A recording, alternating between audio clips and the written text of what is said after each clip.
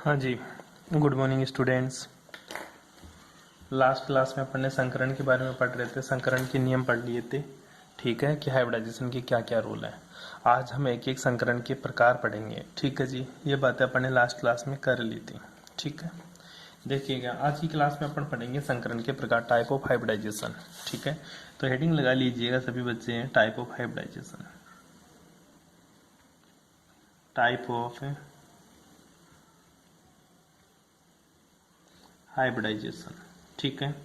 मतलब संकरण के प्रकार। संकरण कितने प्रकार के होते हैं पहले मैं बता देता हूँ। नोट्स मैंने आप लोगों को भेज दिए हैं ऑलरेडी, हिंदी मीडियम के बच्चों को, ठीक है। तो कृपया करके वो नोट्स पूरे एक साथ कॉपी ना करें, क्योंकि बीच से मैं कुछ जुड़वाऊंगा, कुछ हटाऊंगा, तो वहाँ पे प्रॉब्लम क्रिएट हो जाएगी। अगर नोट्स उतारने में लग गए ना, तो तुम्हारे कुछ ही पल्ले ना पड़ेगा। मैं तो इसलिए भेज दिया ताकि तू जब वीडियो देखे ना, तो तू आसानी से नोट्स देखकर आसानी से समझ जाए, ठीक है। बार बार नोट्स भेजने की जरूरत ना पड़े। बैठी बात समझ में। इंग्लिश मीडियम के बच्चे ध्यान से देखें, एक बार के लिए वीडियो देखिए और अपनी बुक से पढ़े थोड़ा। जब मैं कहूँगा सैटरडे संडे को जब भी आपके पास, तो मैं आप सभी बच्चे बुक लेके आइए, ठीक है। मैं बुक में आप लोगों को बता दूंगा यहाँ से ऐसा करना है, ठीक है। मैं कोशिश करूंगा आपको भी नोट्स भेजने की, लेकिन जब तक आप बुक का सहारा लें, बुक के बिना आप कुछ नहीं कर सकते, ठीक है। प्रॉब्लम यह है हिंदी इंग्लिश दोनों में पढ़ाना और नोट्स भेजना मुश्किल हो जाता थोड़ा। तो ये हिंदी मीडियम वाले बच्चे ऐसे करेंगे और इंग्लिश मीडियम वाले बुक से सहारा लेंगे, ठीक है। पढ़ते रहो, मैं नोट्स जरूर प्रोवाइड करवाऊंगा इंग्लिश मीडियम के स्टूडेंट्स को। ऐसा ना सोचे कि सर नोट्स नहीं देंगे या फिर नोट्स कैसे मिलेंगे, कहाँ से करवाएगा, क्या कराएगा, वो मेरी प्रॉब्लम है। बस अभी मैं बोल रहा हूँ उतना करो, सिर्फ बुक से पढ़ो तो बुक से पढ़ो बस, ठीक है। तो संकरण के प्रकार देखिएगा, संकरण के बहुत सारे प्रकार है, जिनमें अपन कौन कौन से संकरण पढ़ेंगे अपने सिलेबस में, कौन कौन से हैं संकरण अपने सिलेबस में है बेटा जी। एक तो है तेरा एसपी, ठीक है। दूसरा जो संकरण है तेरा वो है sp2, ठीक है। तीसरा जो संकरण है तेरा sp3 है। इसी प्रकार चौथा जो संकरण है तेरा वो कौन सा है, sp3d। कौन सा है, sp3d। इसके अलावा जो संकरण है पांचवा अपन जो पढ़ेंगे वो पढ़ेंगे बेटा जी sp3d2। इसी प्रकार जो छठा संकरण पढ़ेंगे वो पढ़ेंगे अपना sp3d3, ठीक है। ये 6 संकरण अपने सिलेबस में है जो अपन पढ़ेंगे, ठीक है। sp का मतलब ये होता है, इसमें एक तो s ऑर्बिटल है, ठीक है। एक तो तेरा कौन सा ऑर्बिटल, s ऑर्बिटल, और एक कौन सा है तेरा p ऑर्बिटल, ठीक है। इसलिए इसका नाम क्या पड़ गया, sp। s कितने कक्षक है, s का भी एक है और p का भी कितना है, एक है। दूसरा इसमें क्या है गुरुजी, वो एक तो s ऑर्बिटल है और p कितने हैं बेटा जी, इसमें 2 p ऑर्बिटल है, इसलिए इसका नाम क्या पड़ गया, sp2, ठीक है। इसमें क्या है, इसमें वही एक तो तेरा s ऑर्बिटल है और 3 ऑर्बिटल इसमें क्या है p के, कितने हैं 3। इसी प्रकार sp3d में क्या है, इसमें गुरुजी एक तो s ऑर्बिटल है प्लस 3 मेरे p ऑर्बिटल है और एक क्या है बेटा जी d ऑर्बिटल। कौन सा है, d ऑर्बिटल। इसकी बात करूं तो इसमें वही एक तो s है, 3 p है मेरे, ठीक है। बैठ गई बात समझ में। और क्या है गुरुजी, 2 d ऑर्बिटल है। बैठ गई बात समझ में। इसी प्रकार लास्ट वाले की बात करूं तो इसमें एक तो s कक्षक है तेरा, ठीक है। 3 क्या है, p कक्षक है और 3 ही क्या है तेरे पास से d कक्षक है। आई बात समझ में। ये आप लोगों को पता होना चाहिए। कहना क्या चाहता हूं, इसमें समान ऊर्जा के 2 ऑर्बिटल, एक तो s और एक p, ओवरलैपिंग करके हाइब्रिडाइजेशन, हाइब्रिड ऑर्बिटल बनाएंगे जिसका नाम रहेगा sp। इसमें एक s ऑर्बिटल और 2 p ऑर्बिटल एक दूसरे के साथ ओवरलैपिंग करके हाइब्रिड ऑर्बिटल का फॉर्मेशन करेगा जिसका नाम होगा sp2। यहाँ पे एक s और 3 p ऑर्बिटल एक दूसरे के साथ हाइब्रिड करके या ओवरलैपिंग करके या फिर अतिव्यापन करके संकरित कक्षों का निर्माण करेंगे जिसको बोलेंगे अपन sp3, सेम एज हियर, ठीक है। यहाँ पे भी ऐसा ही होगा। अब अपने पास एक एक को ढंग से पढ़ते हैं। गुरुजी sp क्या होता है, sp2 क्या होता है। तो सबसे पहले हेडिंग लगा ले तू तेरा, कौन सा, sp संकरण। कौन सा संकरण लगाएगा सबसे पहले, sp संकरण। सबसे पहला जो हाइब्रिडाइजेशन है तेरा वो पढ़ेंगे अपना sp। sp में क्या होता है, ध्यान से सुनिएगा। जब किसी परमाणु का एक s एक p कक्षक आपस में मिश्रित होकर 2 समान ऊर्जाएं एवं समान आकृति के नए कक्षक बनाते हैं तो इस घटना में sp संकरित कहते हैं। मतलब एक तो गुरुजी s ऑर्बिटल, कौन सा ऑर्बिटल तेरा, एक तो s है और एक p ऑर्बिटल है, क्या करेंगे आपस में मिक्सिंग होंगे। आपस में उनमें क्या होगी गुरुजी, मिक्सिंग होगी दोनों में, क्या होगी रे बेटा जी, मिक्सिंग होगी दोनों के अंदर, ठीक है, जिसकी वजह से एक नया हाइब्रिड ऑर्बिटल बनेगा। एक ये दो एटॉमिक ऑर्बिटल है, पहला एटॉमिक ऑर्बिटल s और दूसरा एटॉमिक ऑर्बिटल p है, दोनों मिक्स हुए या फिर ओवरलैप हुए तो कितने हाइब्रिड ऑर्बिटल बनेंगे गुरुजी, दो, जिसका नाम रहेगा sp हाइब्रिडाइजेशन। क्या नाम रहेगा, sp हाइब्रिडाइजेशन। अब बात करते हैं गुरुजी, जो sp ऑर्बिटल होगा उसकी स्ट्रक्चर्स क्या होगी।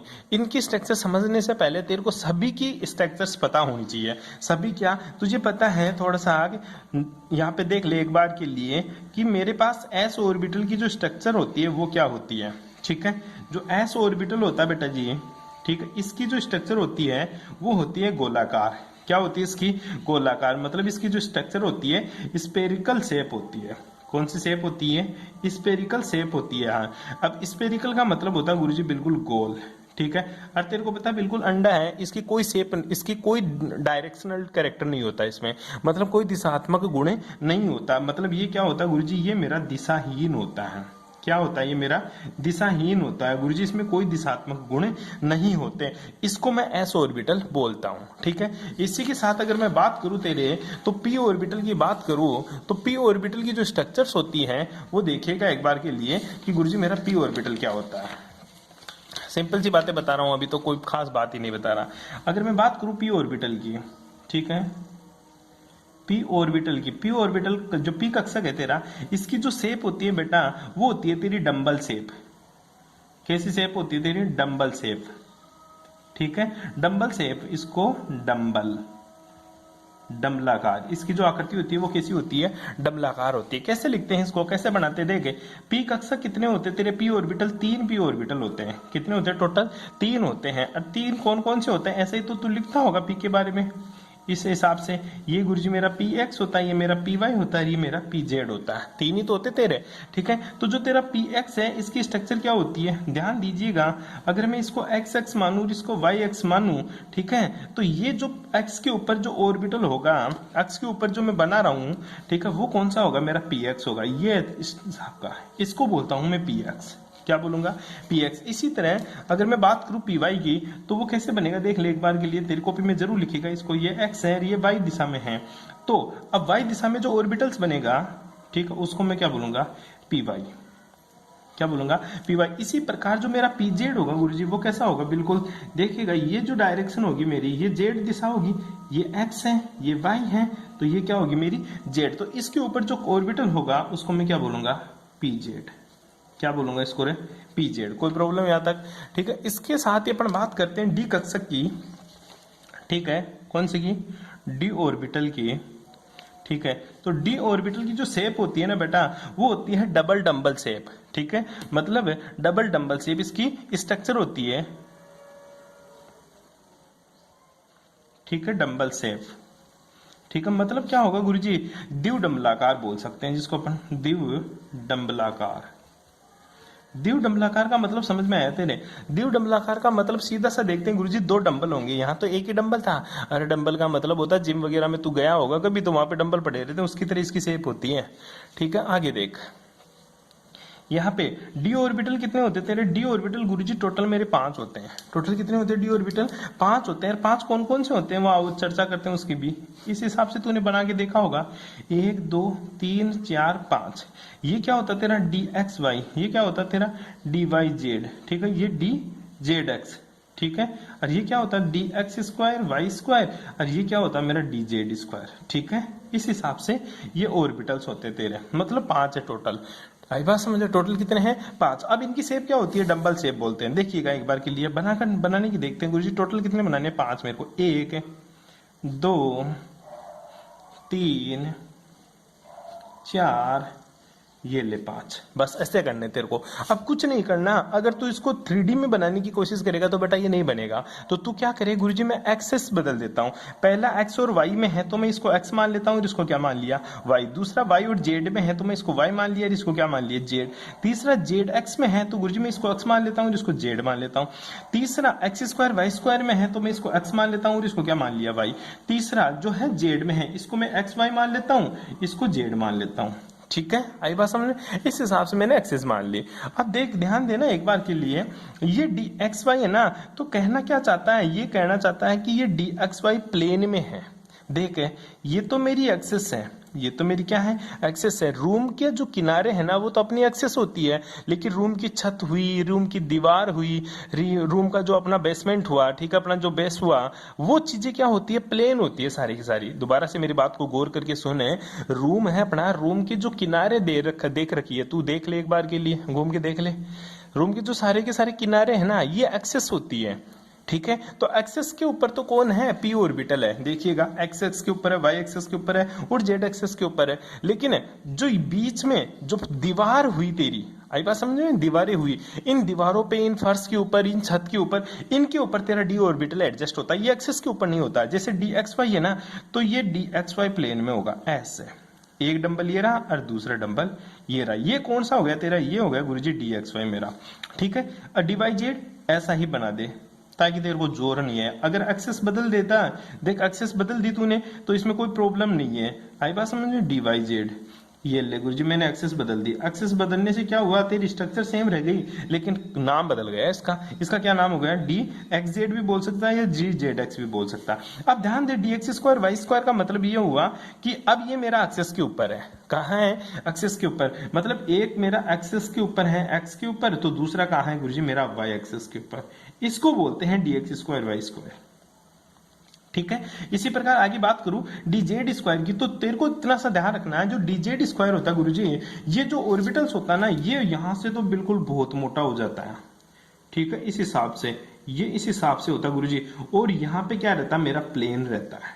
क्या रहता है, प्लेन। ये जो प्लेन है ना, ये एक्स वाई प्लेन है। ठीक है, इसलिए इसका नाम क्या पड़ गया, डी जेड स्क्वायर। केवल इलेक्ट्रॉन डेंसिटी जेड डायरेक्शन में है, केवल इलेक्ट्रॉन डेंसिटी कहाँ है जी, जेड डायरेक्शन में। इस तरह से तेरे S P D F orbital होते हैं। बेटा जी एक चीज गौर कर लेना, ध्यान से अभी सुन लेना, एस ऑर्बिटल की जो कि शेप है तेरी डंबल शेप, एस ऑर्बिटल की शेप कैसी है, डंबल शेप। तो इसमें इलेक्ट्रॉन डेंसिटी पूरे के अंदर बराबर मात्रा में बिखरी हुई है।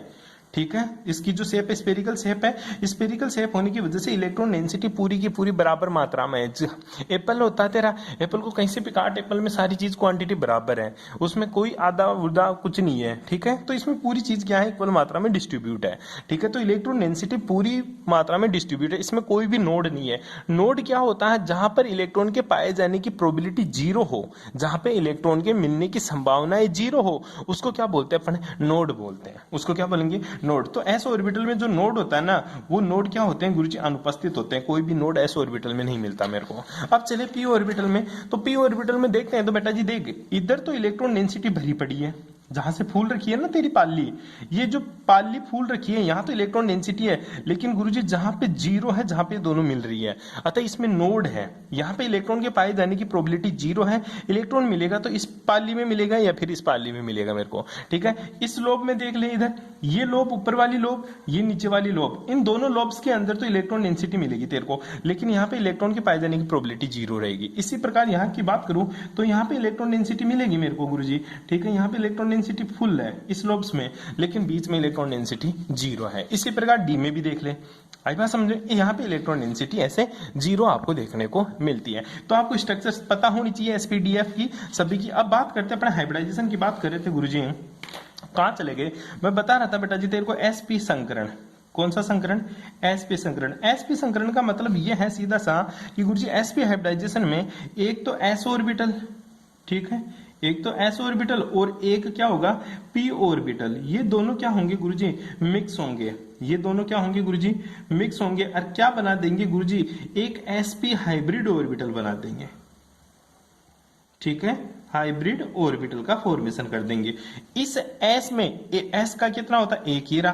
पी के तो 3 ऑर्बिटल होते हैं, 3 में से एक काम में आ रहा है। ठीक है, टोटल 3 है, 3 में से क्या काम आ रहा है, एक 2 ऑर्बिटल काम आ रहे हैं। तो एसपी के भी कितने ऑर्बिटल होंगे गुरुजी, 2 ऑर्बिटल देखने को मिलेंगे। कैसे होता है, एक एक चीज को डिस्कस करते हैं ढंग से कि कैसे गुरुजी मेरे को देखने को मिलता है।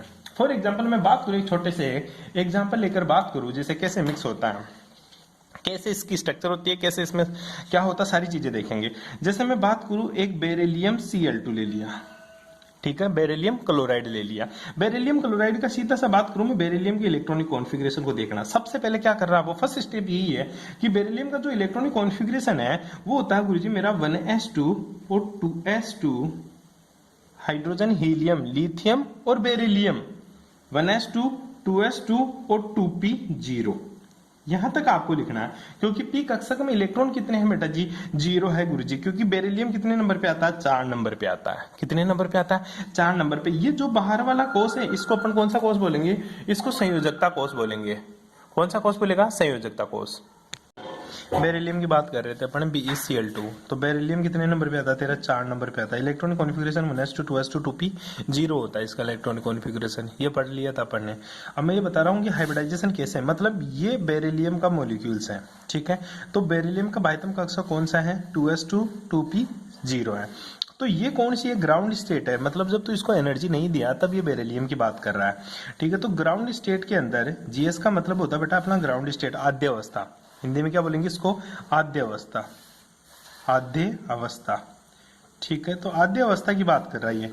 आद्य अवस्था ग्राउंड स्टेट में इसका इलेक्ट्रॉनिक कॉन्फ़िगरेशन है, ये S के अंदर तो कितने, 2 इलेक्ट्रॉन, और P क्या है मेरा, खाली पड़ा है बिल्कुल, ठीक है। ये क्या है मेरा, 2s है, और ये कौन सा है मेरा, 2p। अच्छा गुरुजी 1s को क्यों नहीं लिया, क्योंकि अपन को केवल वैलेंस सेल इलेक्ट्रॉन देखने हैं। ये क्या है तेरे, वैलेंस सेल इलेक्ट्रॉन।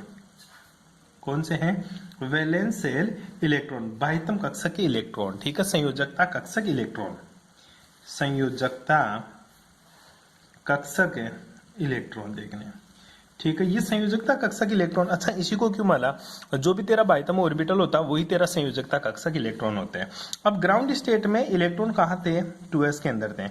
अब मैंने इसको कौन सी स्टेट में ले गया, एक्साइटेड स्टेट, मतलब इसको हिंदी में बोलेंगे उत्तेजित अवस्था, उत्तेजित अवस्था, ठीक है। तो एक्साइटेड स्टेट मतलब सर इसको मैं उत्तेजित अवस्था में लेके जाऊं तो क्या होगा बेटा, इसको थोड़ी सी एनर्जी देते ही इलेक्ट्रॉन कहाँ चले जाएगा, आगे वाली कक्षा में चला जाएगा।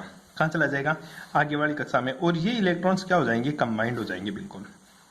जैसे एक इलेक्ट्रॉन S में था और एक इलेक्ट्रॉन 2p में चला गया, अभी भी 2 ऑर्बिटल क्या है तेरे, खाली है। क्या है रे तेरे 2 ऑर्बिटल, एक तो S का है और दूसरा किसका है, P का है। ये तेरे क्या है, ये तेरे हाइब्रिड ऑर्बिटल है। क्या है रे, संकरित कक्षक है। कौन से कक्षक है तेरे, ये संकरित कक्षक है, जिसको क्या बोलता है तो हाइब्रिड ऑर्बिटल। क्या बोलेगा इसको, हाइब्रिड ऑर्बिटल। ये ध्यान रखना है तेरे को, उत्तेजित अवस्था में 2 हाइब्रिड ऑर्बिटल रह गए। अब बेरिलियम किससे जुड़ा हुआ है, क्लोरीन से जुड़ा हुआ है। बेरिलियम किससे जुड़ा हुआ अपना, क्लोरीन से। अब क्या जुड़ेगा इसके साथ, क्लोरीन जुड़ेगा। क्या जुड़ेगा जी इसके साथ, क्लोरीन। अब देखते हैं कैसे जुड़ता है तेरा क्लोरीन, वो देख ले एक बार के लिए। बात कर रहा था मैं बेरिलियम की, कि गुरुजी बेरिलियम की जो एक्साइटेड स्टेट है, एक्साइटेड स्टेट के अंदर मेरे पास है ये हाइब्रिड ऑर्बिटल थे, 1 2 3 4, ठीक है। इसमें से एक इलेक्ट्रॉन यहाँ था, एक इलेक्ट्रॉन ये थे संकरित कक्षक। क्या थे तेरे, संकरित कक्षक। अगर क्वेश्चन आ जाएगी कितने संकरित कक्षक है sp में, तो बेटा केवल 2 संकरित कक्षक है, एक तो s का और दूसरा p का। एक तो s का था, दूसरा p का। ये ले, एक इलेक्ट्रॉन ये रहा, एक इलेक्ट्रॉन ये रहा, तो कितने संकरित कक्षक, 2, sp।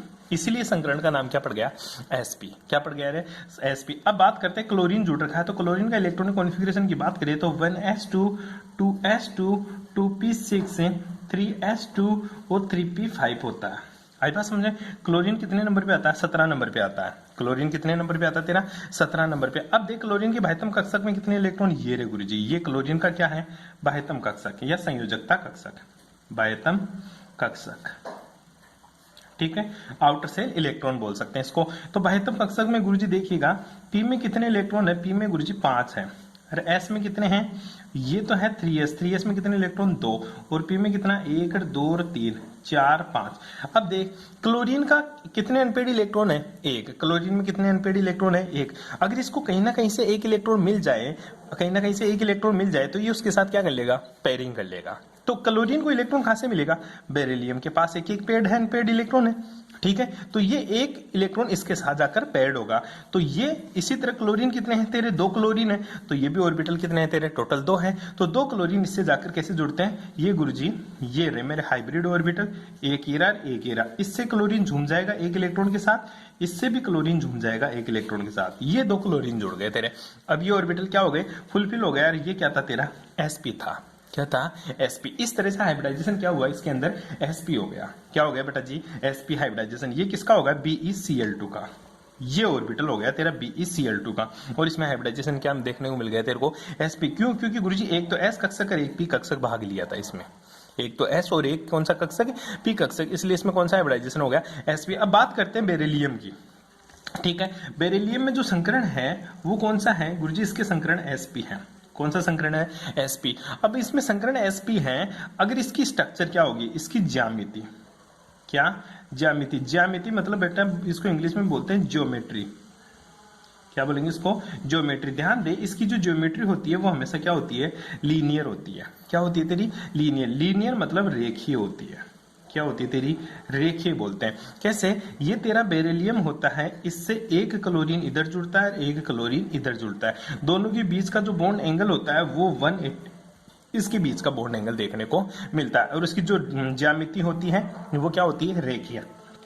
और इसका जो बंद कोण होता है, ठीक है, बॉन्ड एंगल, क्या बॉन्ड एंगल, ये कितने डिग्री का होता है, 180 डिग्री का होता है। ठीक है, ऐसे अपन को करना होता है, बाकी की बातें करेंगे नेक्स्ट क्लास में। Thanks for cooperation.